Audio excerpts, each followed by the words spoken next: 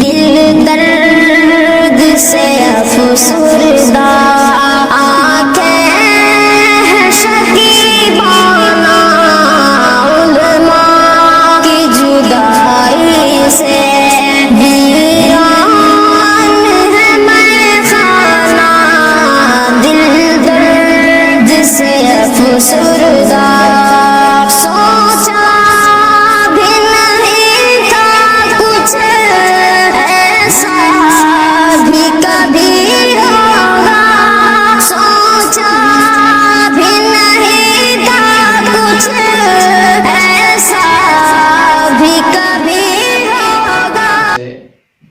ایک علامت حدیث میں یہ بتائی گئی ہے کہ قیامت کے قریب میں علم نبوت دنیا سے اٹھا لیا جائے گا، اور علم نبوت اٹھائے جانے کی شکل یہ ہوگی کہ اہل علم رفتہ رفتہ دنیا سے اٹھا لیے جائیں گے۔ پھر بعد میں لوگ ان پڑھ اور جاہلوں کو اپنا سردار اور اپنا قائد مان لیں گے، وہ لوگ بھی گمراہ ہوں گے اور ان کو قائد ماننے والے بھی گمراہی کے راستے پہ چل پڑیں گے۔ یہ ہم سب کے لیے باعث افسوس ہے کہ ادھر پچھلے 1 سال میں درجنوں معروف اور مشہور علماء کرام دنیا سے چلے گئے، اور ایسے وقت میں یہ اہل علم جا رہے ہیں، یہ ہمارے دینی اور مذہبی قائدین دنیا سے رخصت ہو رہے ہیں، جبکہ ملت اسلامیہ کو ان کی شدید ضرورت ہے۔ بالخصوص 3 اپریل بروز ہفتہ جنرل سیکریٹری مسلم پرسنل بورڈ حضرت مولانا سید محمد ولی رحمانی رحمۃ اللہ علیہ کے انتقال سے اور آپ کی وفات سے ملت اسلامیہ ہند میں جو شدید نقصان ہوا ہے اور عظیم خسارہ ہوا ہے، اس کو الفاظ میں بیان نہیں کیا جا سکتا۔ عام طور پر جب کسی کے انتقال کے بعد لوگ بولتے ہیں کہ ان کے انتقال سے ناقابل تلافی نقصان ہوا ہے ملت کا، یہ عظیم خسارہ ہوا ہے، تو اس وقت معنی مجازی مراد ہوا کرتا ہے۔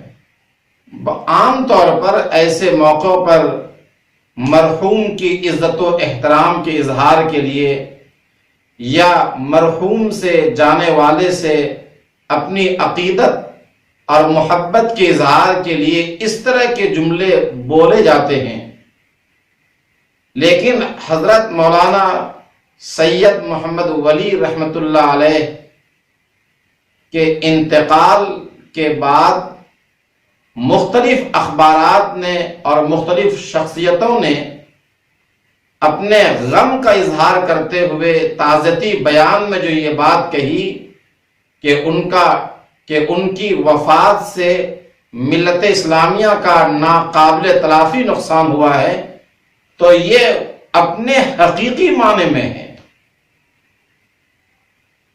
یہاں معنی مجازی مراد نہیں ہے، نہ ان کے عزت و احترام کی وجہ سے اور نہ ہی یہ محض اپنے دکھ کے اظہار کے لیے، بلکہ حقیقت یہ ہے کہ مولانا ولی رحمانی صاحب کے انتقال سے ملت اسلامیہ کا بلا شبہ ناقابل تلافی نقصان ہوا ہے، اور ملت اسلامیہ ہند کا عظیم خسارہ ہوا ہے۔ بالخصوص ریاست بہار تو اب یتیم ہو گئی۔ مولانا کا پورے ہندوستان میں ایک بڑا نام تھا. مولانا سید محمد ولی رحمانی رحمت اللہ علیہ کا ایک بڑا نام تھا یہاں کے قائدین میں، یہاں کی دینی، سیاسی اور مذہبی شخصیتوں میں. وہ عالی دماغ، بے لوث اور مخلص، جرأت مند قائد تھے ہندوستان میں. بلا شبہ اللہ تعالیٰ نے بہت سی خوبیوں سے اور بہت سے اوصاف و کمالات سے ان کو نوازا تھا. دینی اعتبار سے وہ آگے تو تھے ہی. خانقاہ رحمانی منگیر کے پلیٹ فارم سے انہوں نے لاکھوں مسلمانوں کی جو روحانی تربیت کی ہے اس کا تو ہر آدمی معترف ہے. لیکن سیاسی بصیرت ان کے اندر جو تھی اور جرأت و بے باکی جو ان کے اندر تھی، اس کی کوئی مثال پورے ملک میں نہیں ہے. وہ ایک دینی گھرانے میں پیدا ہونے کے باوجود، ایک عالم ہونے کے باوجود، جو سیاسی بصیرت تھی، جو ان کو سیاسی شعور تھا،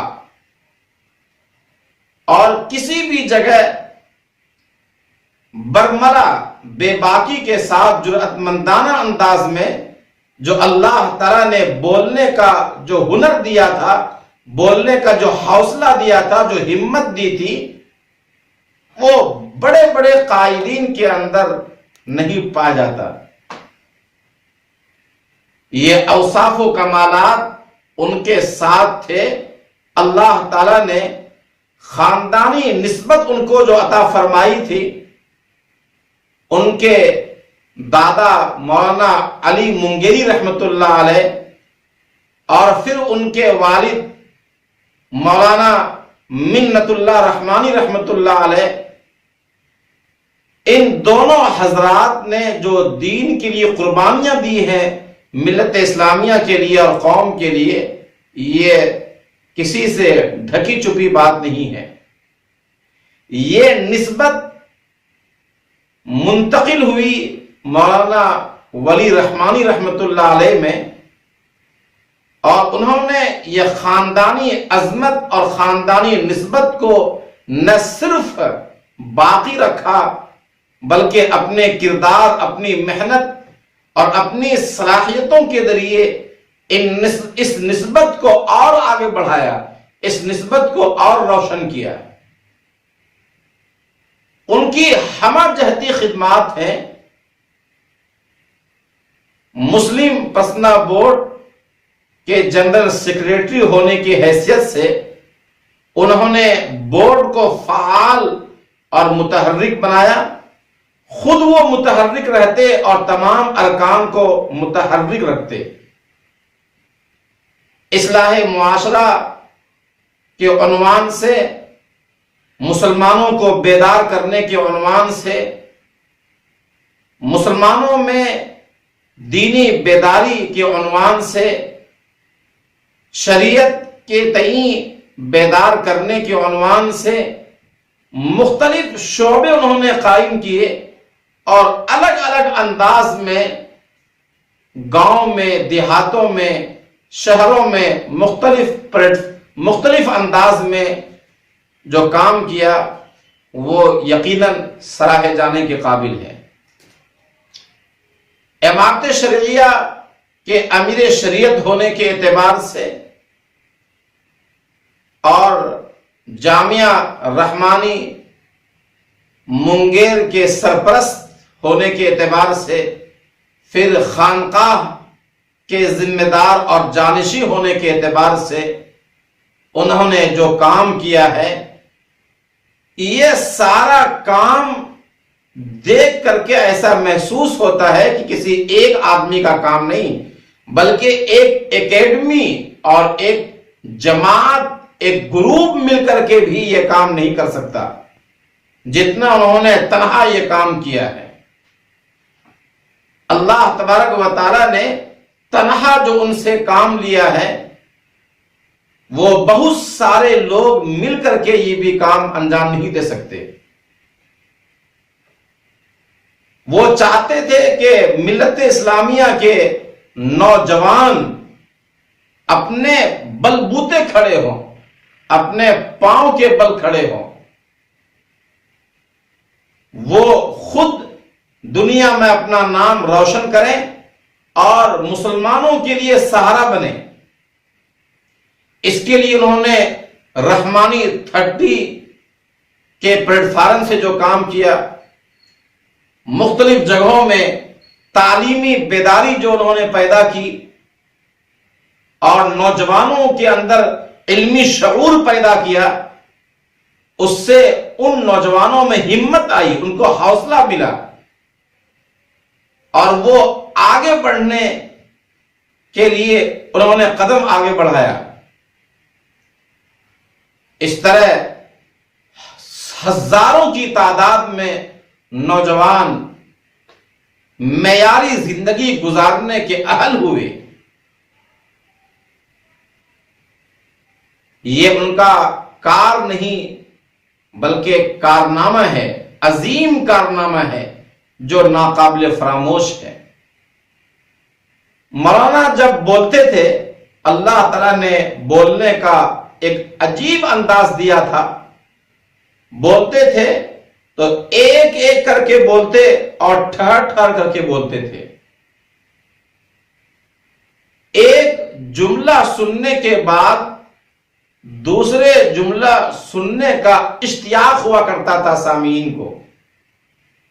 بہت گہری بات بولتے تھے، ان کے جملے سے خود اعتمادی، یقین اور جرأت جھلکتی تھی، اور ان کے جملے اتنے مربوط ہوا کرتے تھے کہ اگر ایک جملہ بھی درمیان سے ہٹا دیا جائے تو بات بے ربط ہو جاتی اور بات سمجھنے کے قابل نہیں رہتی، ادھوری محسوس ہوتی تھی۔ گویا ان کی پوری تقریر، ان کا پورا بیان مربوط ہوا کرتا تھا، موتی کی لڑی کی طرح یکے بعد دیگرے سننے والا سن کر کے اش اش کر اٹھتا تھا۔ میں نے پہلی بار دارالعلوم دیوبند میں سن 1995 میں جب میں ششم میں عربی میں تھا تو اس وقت سجاد لائبریری کے اختتامی پروگرام میں مدعو کیے گئے تھے۔ پہلی بار ان کو سننے کا موقع ہوا، پہلی بار سننے کا شرف حاصل ہوا۔